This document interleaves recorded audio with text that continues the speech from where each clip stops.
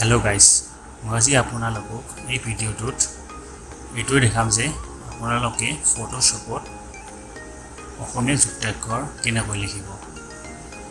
গতিকে গোটেই ভিডিওটো সম্পূৰ্ণ কৰি চাওক।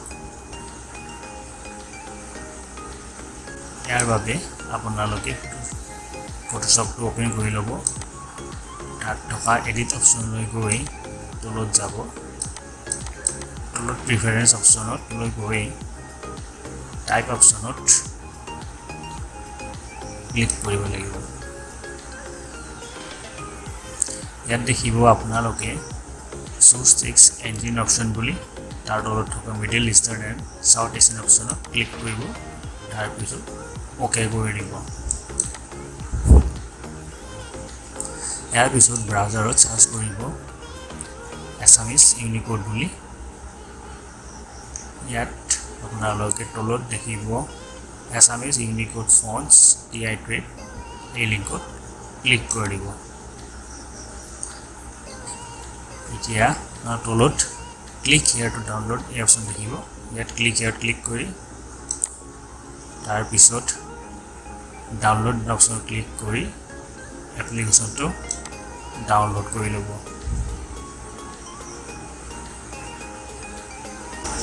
এপ্লিকেশ্যনটো ডাউনলোড হোৱাৰ পিছত নেক্সট ষ্টেপ কৰি ল'ব।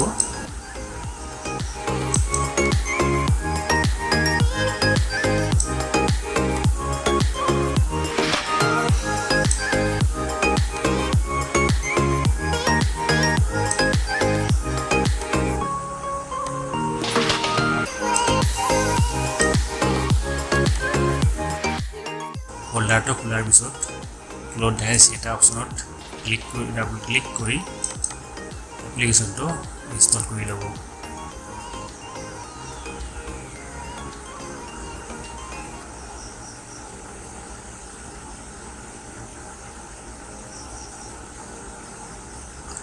যিহেতু মই অলৰেডি এপ্লিকেশ্যনটো ইনষ্টল কৰি থোৱা আছে, গতিকে মই এতিয়া কেনচেল কৰি দিছোঁ। গতিকে এই পদ্ধতিৰে আপোনালোকে এপ্লিকেশ্যনটো ইনষ্টল কৰি ল'ব পাৰিব।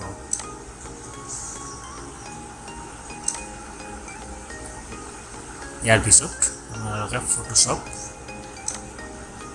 ওপেন কৰিব।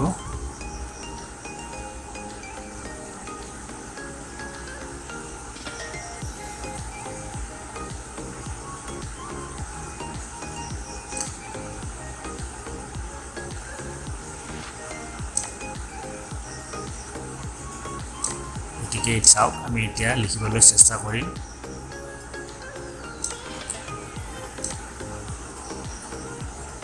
চাওক, এনেধৰণে আপোনালোকে অতি সহজতে অসমীয়া লিখিব পাৰিব। এতিয়া আমি যুক্তাক্ষৰ ট্ৰাই কৰোঁ। দেখিব কোনো ধৰণৰ প্ৰব্লেম নোহোৱাকৈ আপুনি অতি সহজতে ইয়াত লিখিব পাৰিব। যদি ভিডিঅ'টো চাই আপোনালোকে ভাল পাইছে তেন্তে লাইক, শ্বেয়াৰ আৰু ছাবস্ক্ৰাইব কৰিব। থেংক ইউ ফৰ ৱাচিং।